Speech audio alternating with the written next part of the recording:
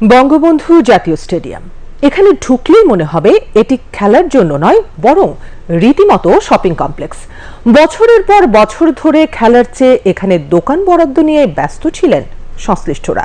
পদে পদে হয়েছে অনিয়ম।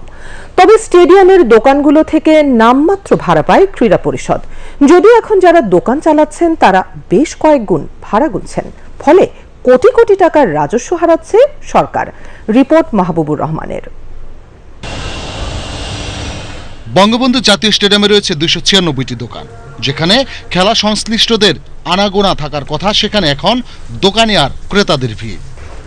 রাজস্ব আয় বাড়ানোর উদ্দেশ্যে স্টেডিয়ামের দোকানের অনুমোদন দেওয়া হলেও বাজার মূল্যের চেয়ে বহুগুণ কম ভাড়ায় দোকান বরাদ্দ দিয়েছে জাতীয় ক্রীড়া পরিষদ NSC।